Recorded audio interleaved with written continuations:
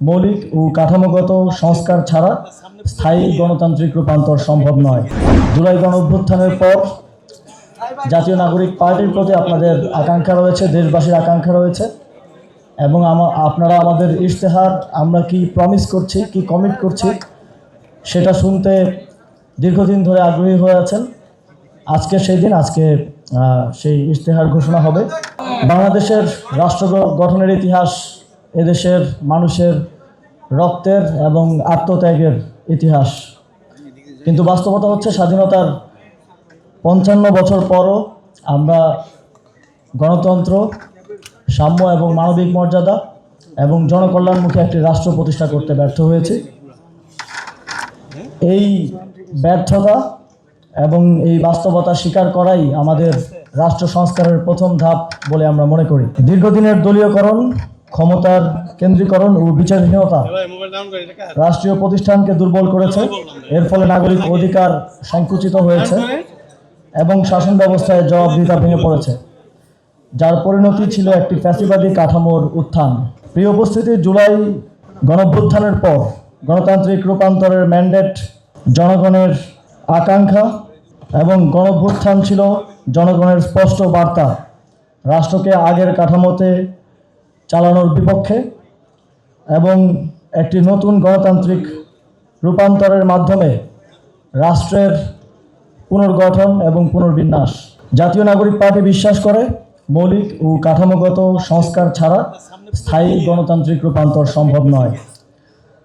Second Republic কোনো slogan নয়, এটি একটি জবাবদিহিতামূলক, অন্তর্ভুক্তিমূলক ও মানবিক রাষ্ট্র প্রতিষ্ঠার অঙ্গীকার। সংগ্রামী উপস্থিতি, আমরা বাংলাদেশের রাজনীতির ইতিহাসে বাংলাদেশের নির্বাচনের ইতিহাসে অনেক ইশতেহার দেখে থাকি। একটা কমন বিষয় আমরা দেখি যে কিছু কিছু ক্ষেত্রে একটা বেঞ্চমার্ক স্টাবলিশ হয়ে গেছে যে আমাদেরকে শিক্ষায়, স্বাস্থ্যে জিডিপির 5% বরাদ্দের কথা বলতেই হবে। সেটা যতটুকু বাস্তব হোক কিংবা না হোক, আমরা সেটা ভেঙে বেরিয়ে আসতে চেয়েছি। আমরা বাস্তবতার নিরিখে এই ইশতেহারের মধ্য দিয়ে আগামী 5 বছরে বাস্তবতার ভিত্তিতে যতটুকু বাস্তবায়ন সম্ভব এবং যতটুকু আমরা বাস্তবায়ন করতে পারবো বলে আমরা বিশ্বাস করি, ততটুকুই বাংলাদেশের মানুষকে প্রমিস করতে চাই। এবং আমরা কোনো অবাস্তব নাম্বার কিংবা কথা বলতে চাই না। আমাদের ট্যাক্স টু জিডিপি রেশিও 6.5 থেকে 7.5%-এর মধ্যে বর্তমানে আছে। আমরা যদি এখন কমিট করি যে আগামী 5 বছরের মধ্যে আমরা শিক্ষায় এবং স্বাস্থ্যে 5% ইচ করে বাস্তবায়ন করব, তাহলে সেটা অনেকটা অলিক শোনাবে এবং আমরাও বাংলাদেশে চলমান যেই রাজনৈতিক প্র্যাকটিস, কথা দিয়ে কথা না রাখতে পারার যেই ইশতেহার দিয়ে সেটা বাস্তবায়ন না করতে পারার যে প্র্যাকটিস, তার মধ্যে ঢুকে যাব। আমরা সেটা চাই না। এই ইশতেহার জনগণের সঙ্গে দীর্ঘ কথোপকথনের ফল।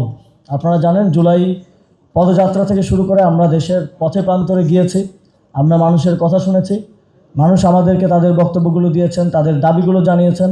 আমরা সমাজের বিভিন্ন কমিউনিটির সাথে বসেছি, তাদের কথা শুনেছি, বিভিন্ন পেশাজীবী গোষ্ঠীর সাথে বসেছি, শ্রমিকদের নেতৃত্বের সাথে বসেছি। সকলের কথার ভিত্তিতে এই ইশতেহার তৈরি হয়েছে।